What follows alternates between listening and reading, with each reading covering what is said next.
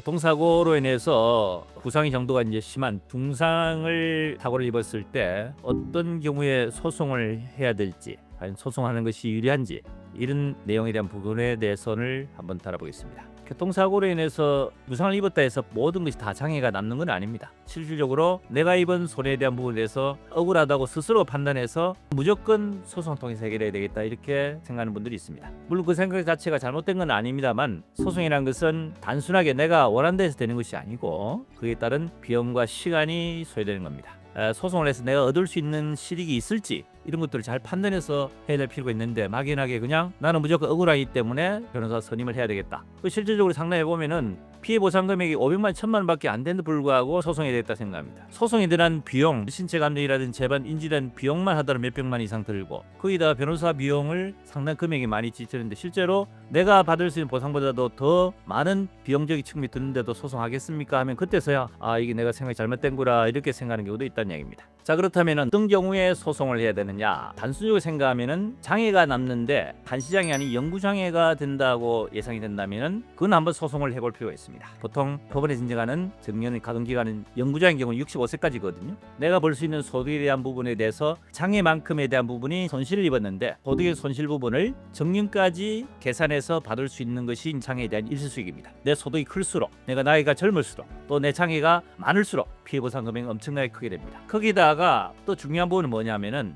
예전에는 이 일시수익 계산 방식이 자동차 약관에는 라이프리지 계산 방식으로 했었습니다. 근데 법원에서 다 호프만식으로 합니다. 라이프리지 호프만식, 좀 용어가 좀 어렵죠. 그냥 단순하게 말씀을 드리자면은, 장애만큼에 대한 피해 보상을 미래에 대해서 받을 수 있는데, 지금 내가 예를 들어 가지고 300만 원에 대한 소득이 있었을 때 30%의 장애가 발생했다. 300만 원에 대해서 30% 같은 90만 원의 실제의 소득의 손실이 발생되겠죠. 자, 이거를 65세까지 계산하면은 상당히 기간이 많을까 아닙니까? 미래에 대한 이 소득의 손실 자체를 지금 일시불로 한목에 계산하고, 그 계산 방식에 있어서 손실된 부분에 대한 것을 중간이자를 공제한다는 얘기입니다. 일시불로 바로 지금 주기 때문에 미래에 대한 이자를 공제하는 방식입니다. 호프원시라는 것은 중간이자를 달리로 공제하고, 라이프리자라는 것은 중간이자를 복리로 공제하는 겁니다. 100만 원에 대해서 연 오프 같으면은 얼마입니까? 5만 원이죠. 예를 들어 가지고 1년 같으면 5만 원 공제되는 겁니다. 호프원식은 그만큼 공제되지만은 중간이자를 복리 공제, 라이프리지 개수는 105만 원의 이자를 다시 공제하기 때문에 호프원식보다 라이프리지 계산 공식이 훨씬 더 피해 보상이 적어진다는 얘기입니다. 자동차 약관상에는 라이프리지 공제 방식으로 계산했는데, 약관이 개정되면서 법원과 동일하게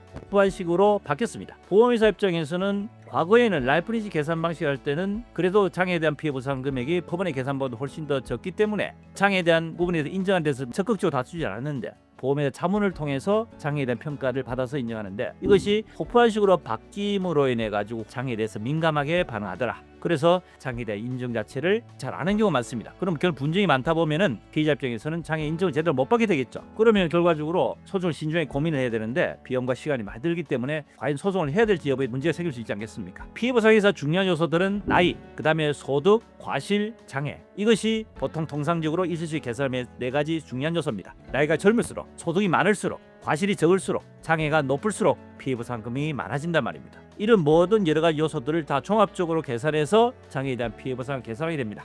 그럼 그 중에서 가장 중요한 게 뭡니까?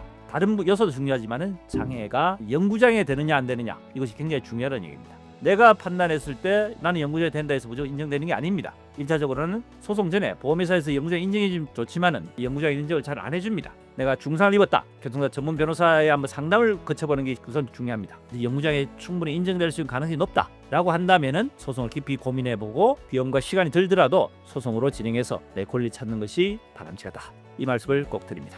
도움이 됐으면 구독, 좋아요, 알림 설정 부탁드립니다.